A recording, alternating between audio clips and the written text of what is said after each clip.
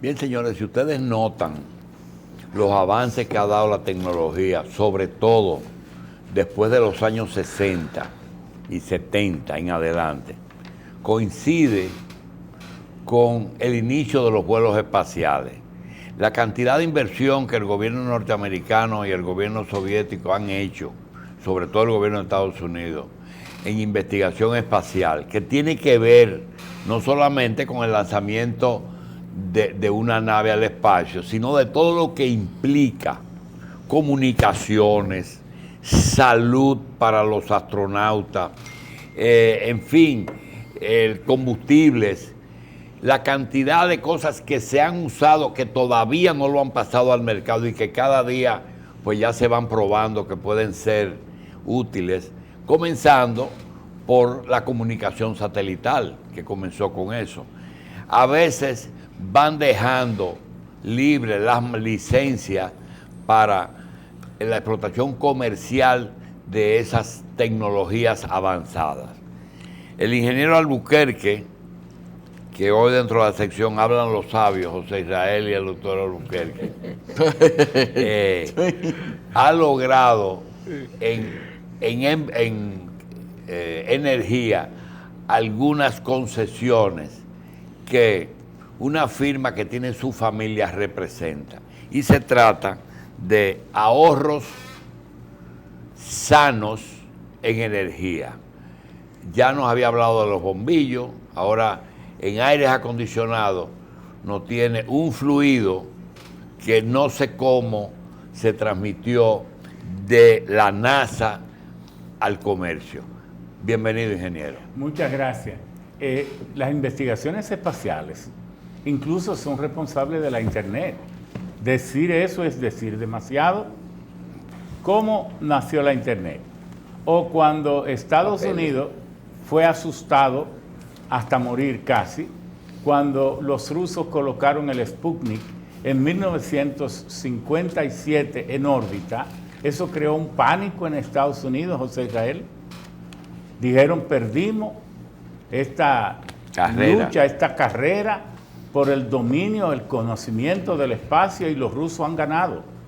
Entonces el presidente Eisenhower convocó la Fundación Nacional de Ciencia, convocó toda la Armada, el Ejército, el Army, todos los grandes centros armamentistas y dominio territoriales y del espacio de Estados Unidos, convocó las grandes universidades y convocó las grandes corporaciones, Rand Corporation, todo esto, IBM, todo.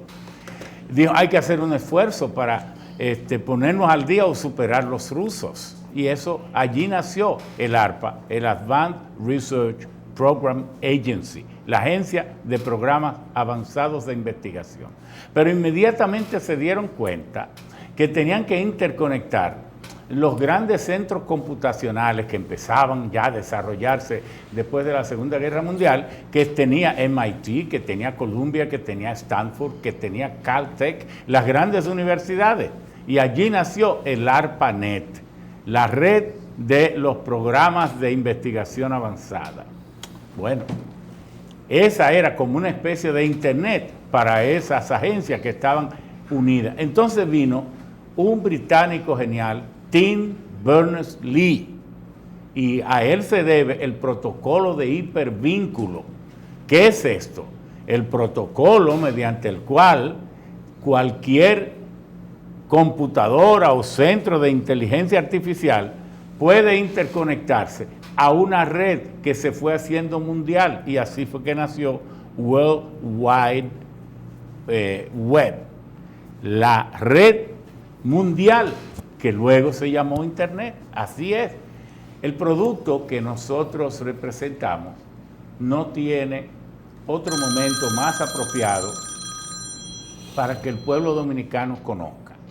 Lo primero que queremos decir es que la gente por lo general ignora, porque no tiene que ser especialista, que el 60%, distinguidos amigos, de la energía que consume usted, que consume su empresa, que consume el país, es a causa de los acondicionadores de aire. De cada 100 pesos que se consume en una clínica de electricidad, 60 cuando menos es por los acondicionadores de aire. En un restaurante, ¿cuántos restaurantes no están al quebrar por la factura de la energía? ¿A qué se debe? A los acondicionadores de aire. Los hoteles, no vaya usted, las oficinas de abogados, ¿en qué gastan energía? En los acondicionadores de aire. En un momento, yo le dije a nuestro directo amigo Rubén Bichara, que dijo, y ahora el presidente tiene que buscarme 1.300 millones de dólares para el subsidio. Eso fue empezando el gobierno. Yo le dije, y lo peor es que 900 de esos 1.300 millones es para los aire acondicionados. ¿Por qué? Entonces hay que ahorrar energía. Usted no tiene que seguir pagando esas cuentas tan altas, porque la NASA inventó lo que se llama el RTA o Ice Cold. Nosotros los comercializamos así. ¿Y en qué consiste? En 3 catalizadores que hacen lo siguiente. Un sistema de aire acondicionado, piénselo bien, ¿qué es lo que se le daña a su aire acondicionado? ¿Se le daña el compresor, se le daña el condensador o se le daña el evaporador, las válvulas y las tuberías? También el termostato, porque eso es lo que constituye un acondicionador de aire. Entonces, el compresor, que su función es comprimir el gas refrigerante, el compresor es una máquina eléctrica, un motor eléctrico, y hay que echarle combustible. Entonces, el combustible que se le agrega, hay que echarle lubricante. El lubricante que se le agrega, se escapan pequeñas cantidades que se mezclan con el gas refrigerante. Y esa pequeña cantidad de lubricante circulando en las tuberías, y los acondicionadores de aire es todo tubería, entonces le dejan una costra interna que disminuye al máximo el intercambio de calor. Entonces en el condensador, porque el condensador de un aire es un radiador que va a sacar el calor del refrigerante, bueno, entonces no saca el calor. Y en el evaporador no ayuda al circuito de frío. Por todas esas razones, usted puede tener un aire que lo compra hoy, a los 3 años, a los 4 años, ha perdido el 30 o el 40% de su capacidad de enfriamiento. Gracias a estos catalizadores, un catalizador limpia siempre las tuberías, otro catalizador baja el punto de evaporación del refrigerante, haciendo que los aires enfríen más rápido y más intensamente, y el otro catalizador lubrica mejor, que triplica la lubricación. Para que no me crean a mí, Carlitos tiene ahí a David Pickett, uno de los inventores, tal vez el principal, que en 3 o 4 minutos le puede explicar por qué este producto necesita usted colocarlo, porque todos somos responsables de ahorrar energía. Estos apagones inmensos hasta que llegue Punta Catalina tienen que ser combatidos, pero lo bueno de este producto es que se instala una sola vez y dura para toda la vida. Y a los 6 o 7 meses usted ha recuperado el dinero que invirtió. Esto se vende por onza del fluido. Una onza lo que cuesta es como 90 centavos, $90, y ya usted sabe que usted hace una pequeña inversión, ahorra todos los meses y para siempre. Vamos. Los teléfonos en que pueden entrar en contacto son el 809-567-9030, 809-567-9030. Y esto es una contribución al país, porque si todo el mundo lo hiciera, suponiendo, el país se ahorraría, como es el 60% de la electricidad consumida por los acondicionadores de aire. Si se instalara esto, el país sería lo mismo que construir otra Catalina, lo único, 2 sistemas como Punta Catalina, lo único que sin invertir un centavo. ni el gobierno ni ninguna empresa, sino cada uno de nosotros, las empresas, los comercios, las oficinas, los hoteles, los restaurantes, las clínicas, bueno, ocupándose de ahorrar dinero, porque la gente cree que no se debe ahorrar en electricidad, porque este sea un país pobre, porque todavía nos hagan falta. ¿Cómo va a ser un país ahorrando electricidad cuando está en crisis eléctrica? No, es todo lo contrario. Tal vez la existencia de la crisis nos haya hecho olvidar que cada kilovatio consumido cuenta y que lo correcto y lo responsable es ahorrarlo.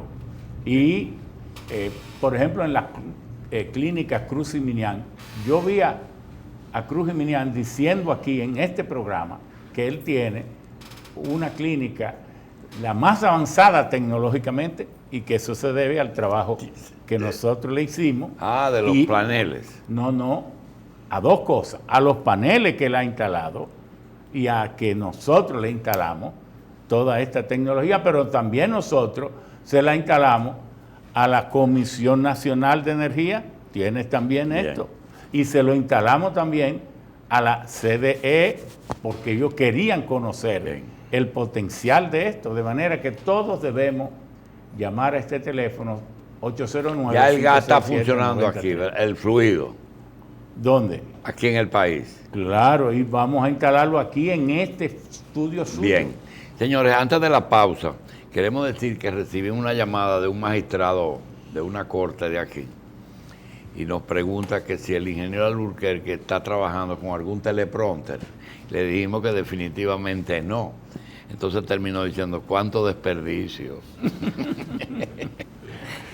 Bien, también queremos decir que en el día de hoy circuló una circular del ministro de las Fuerzas Armadas que se emitió el viernes pasado, diciendo que dispone el acuartelamiento de 100% del personal bajo su mando. Eso se lo envía a los jefes de Estado Mayor del Ejército, de la Aviación y de la Marina, de la Armada. Así es que las causas no las dice. También en el día de hoy ha circulado otro memorándum dirigido a el Ministerio de Defensa, Recursos Naturales, Policía, DNI, Seguridad y Transporte Terrestre y Ayuntamiento, para preservar el orden público mediante una orden que dice así: por orden de la presente le notificamos la comunicación recibida por este ministerio en fecha 8 de junio solicitando el señor Ricardo Ripoll y Jesús Espaillá, representante del Grupo Cívico Somos Pueblo, con la finalidad de que sea preservado el orden público en la caravana cívica vehicular denominada Carreteo 27. Partirá de la salida del parqueo del Estadio Quisqueya y tomará las avenidas Tiradentes, Pedro Livio Cedeño, Máximo Gómez, 27 de febrero, Luperón, Anacaona, finalizando en la plaza Túnel de la avenida Núñez de Cáceres, esquina Anacaona. Así es que ya es la solicitud de colaboración para que sea preservado el orden público. Doctor. Por eso es el acuartelamiento de todas las fuerzas. No tiene que ver una cosa están relacionadas, fíjese, es lo mismo. Eso es hoy. Eso es hoy. Eso es hoy. Bueno, pues marchemos. Y concentremos. No, el mismo tema del ahorro de energía, el país tiene que seguir profundizándolo. Tú sabes que en los ingenios de azúcar fue donde hubo el mayor desperdicio de energía en el país y nunca se pudo corregir. De la biomasa para la generación eléctrica. Fíjate por qué. Si tú llevas una tonelada de caña al ingenio y esa caña tiene los grados BRICS adecuado que debe tener 16 grados Brix. El grado Brix es una medida de los sólidos en suspensión en el jugo de la caña, y eso también es una medida de el potencial de dulzor de la caña. Y claro, tú quieres cortar la caña en el punto en que tenga mayor cantidad de azúcar.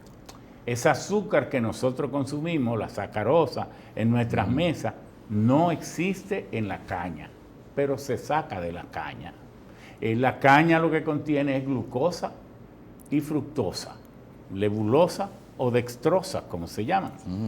Claro, pero luego por un proceso de polimerización que ocurre en el tacho de los ingenios, entonces de la glucosa y fructosa se forma una molécula que tiene 12 átomos de carbono, 24 átomos de hidrógeno, etc.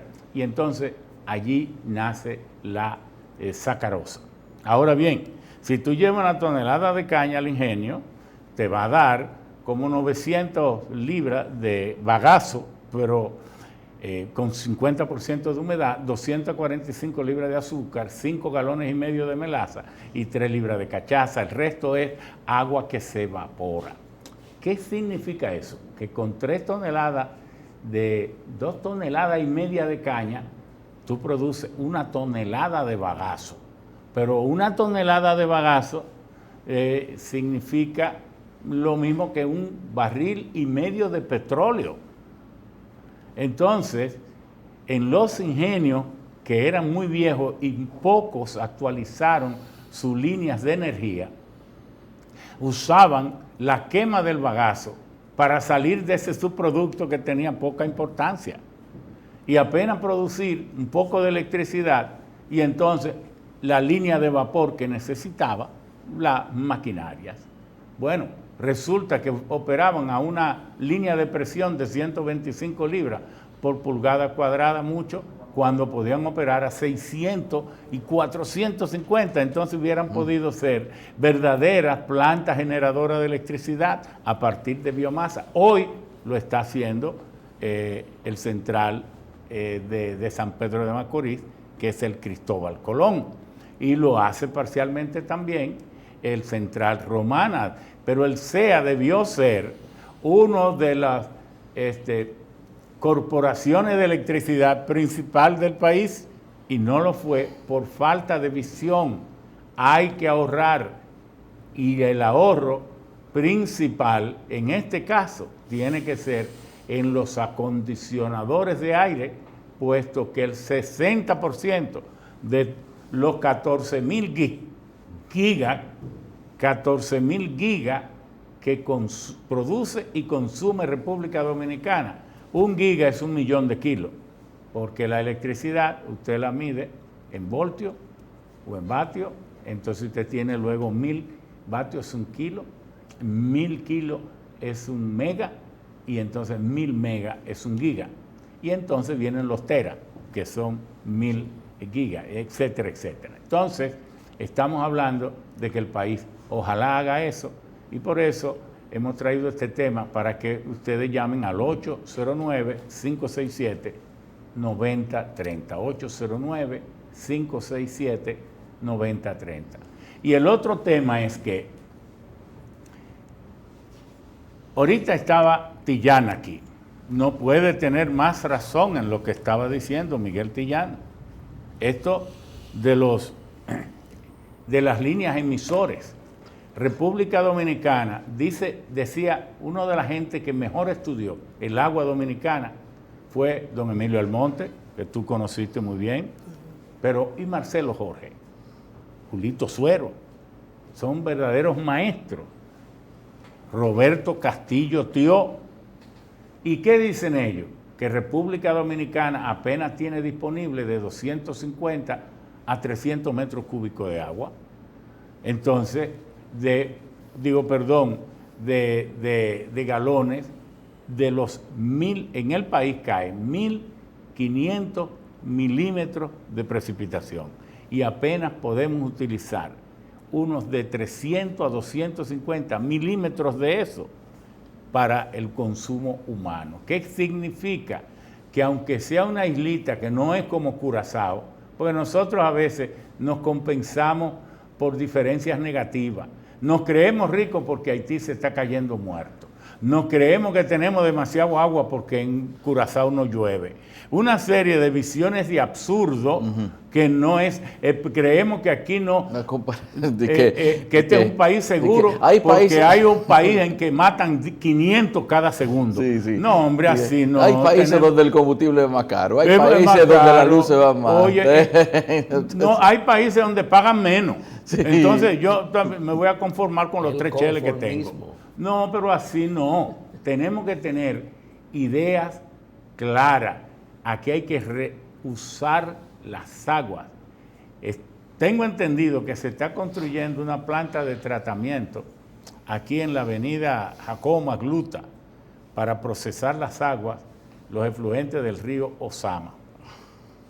Plantas como esa tienen que construirse en este país. ¿Cómo va a ser que una ciudad en el tercer milenio, siglo XXI, no tenga un sistema de alcantarillado sanitario y pluvial mínimamente? En esto hay que invertir. Eso es lo que se llama invertir en calidad de vida.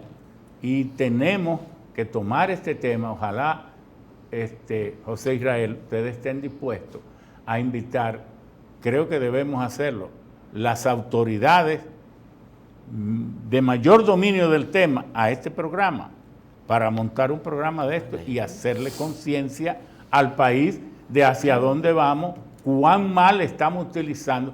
Otra cuestión absurda, ¿y cómo es posible que la gente se niegue a pagarle? Y no tengo nada que ver con los acueductos, ninguno del país, solo que me gustaría que funcionaran bien. La gente se niega a pagar 300 pesos a los ayuntamientos, pero ustedes no se dan cuenta que cada persona gasta 25 pesos diarios en comprar agua. A los precios de las botellitas de agua y de los botellones, cada persona consume de 4 a 5 litros por día, son 25 pesos diarios. Y como somos como 14 o 13 millones, son 90,000 millones de pesos que estamos gastando en comprar agua supuestamente potable, cuando si los acueductos y la presidencia de la República se dispusiera con una inversión de no más de 15,000 millones de pesos, que se pudiera hacer en 2 o 3 años, el agua de las llaves en este país podría ser consumible, potable. El problema, ingeniero, es que la deficiencia en el sistema ha sido tan larga, tan sostenida, que se han empleado mecanismos alternativos que la contaminan. Claro, por ejemplo, la cisterna contamina. Claro. El pozo contamina. Claro. De manera que no vale que el tanque lleno de agua ahí atrás, exacto, la cubeta dentro de la bañera, llenando de mosquitos. No basta con que el servicio del agua sea bueno. Pero ya tenemos elementos contaminadores en el propio hogar. Pero yo te hago una pregunta, tía, tú iluminadamente. ¿Nos vamos a graduar de estúpidos? No. Entonces, ¿no vamos a buscarle soluciones a esta situación? No, por favor.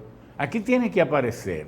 Y ojalá lo haga Danilo, o que lo haga Luis, o que lo haga Hipólito, que lo haga Leonel. Ya no podrá, porque después los que le hicieron con Quirino y todas esas cosas, lo han herido de muerte.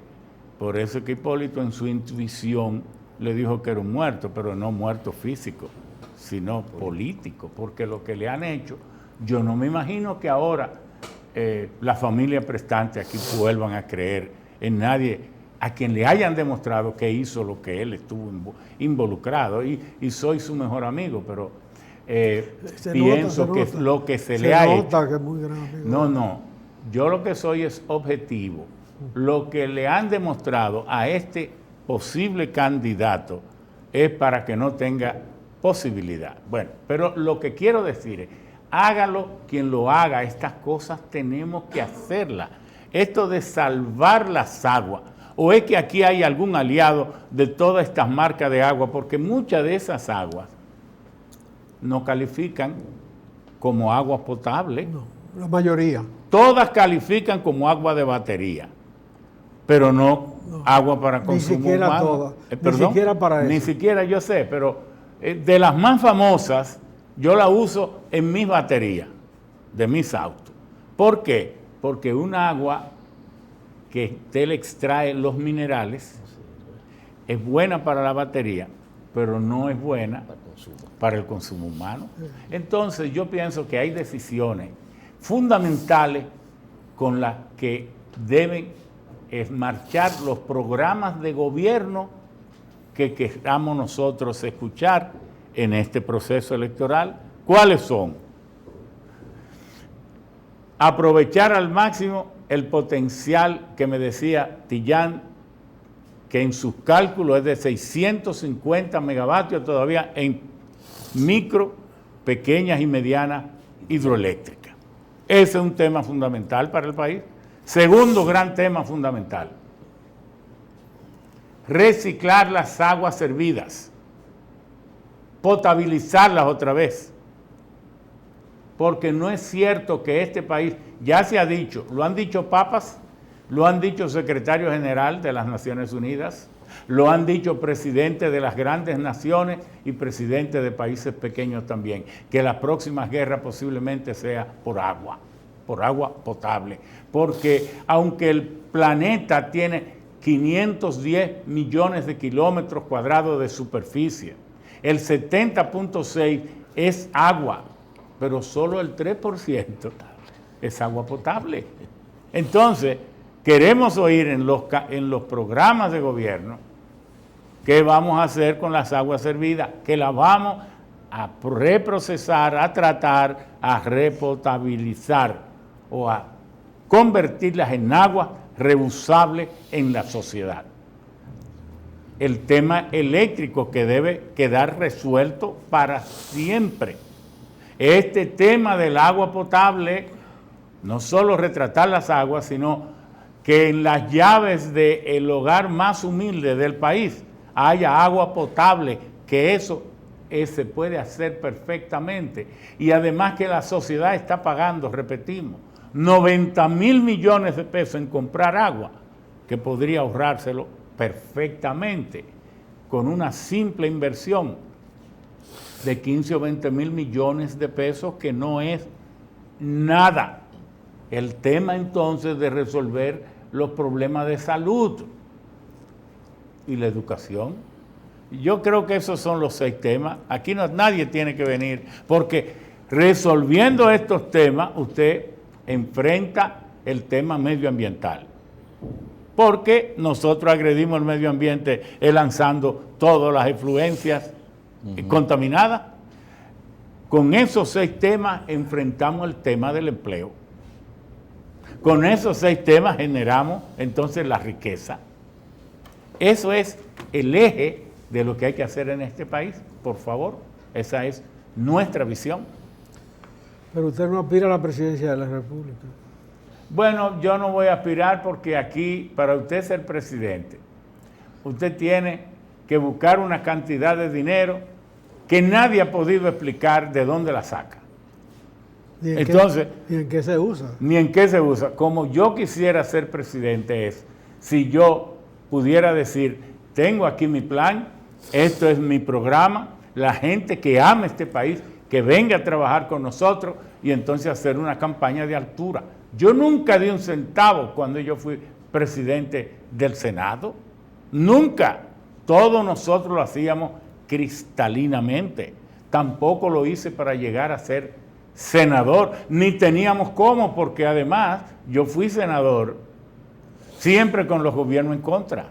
Yo nunca gané una candidatura estando en Palacio, un gobierno mío. No, porque fui la primera vez en el 90 y entonces salí en el 2006. Y bueno, solo en el 2002, y yo era entonces el principal oponente a la reelección de Hipólito, porque en la asamblea revisora que se cambió la Constitución, el único que se paró ahí a decir, este es el acto más indigno de la República, indigno del PRD, indigno de la gloria de José Francisco, porque en el despacho de la presidencia del Senado, lo dije así mismo, hay 8 sacos llenos de dinero con que están comprando los legisladores. Eso lo dije yo ahí. Ingeniero, usted mencionó entre las personas que debieran resolver el problema del agua, entre otros, Hipólito, Luis, Danilo, y descartó a Leonel. ¿Usted cree que Danilo se va a reelegir? ¿O va a buscar la repostulación? Pero yo soy estúpido.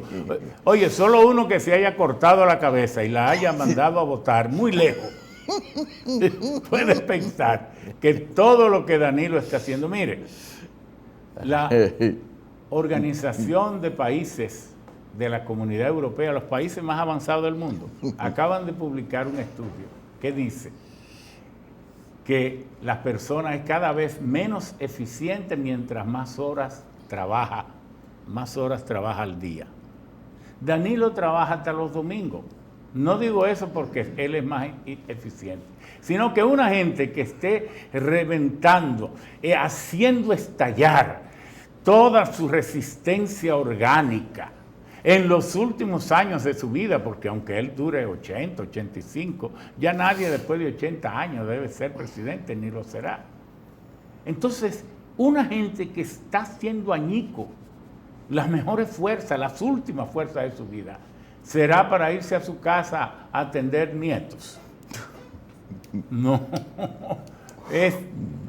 será contra Danilo que el PRM tendrá que enfrentarse.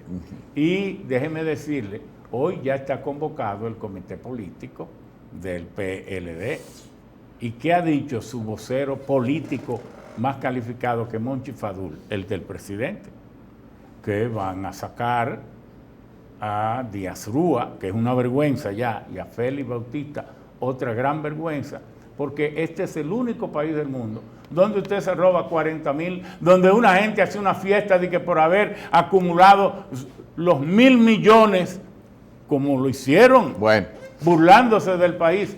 Hoy esto es un relajo. Burlándose de los invitados. Y de los invitados, sí. No, y gente que se respeta tampoco, que han ido a esa fiesta. Y aunque él esté ahora, diciendo, tenemos muy poco tiempo, pero le voy a hacer una anécdota final. Bueno. En el invierno del 64. Tus anécdotas me gustan porque sí, es una vida en el invierno del 64, 2 amigos entrañables. ¿Invierno? Invierno del 64. 2 amigos entrañables caminaban por una calle de Moscú, por la calle Gorky. Gorky, sí. Uno estudiaba geología en la Universidad Lumumba y el otro estudiaba ciencia política en un instituto. Iván Tavares. Se trataba de Iván y otro amigo. Ustedes dos. Iván plantea el tema de Balaguer. ¿Qué tú crees? Se estaban prácticamente despidiendo. ¿Qué tú crees de Balaguer? No, es un fósil político y no hay nada que hacer. ¿Tú estás seguro? Sí, no. Estamos hablando de diciembre del 64.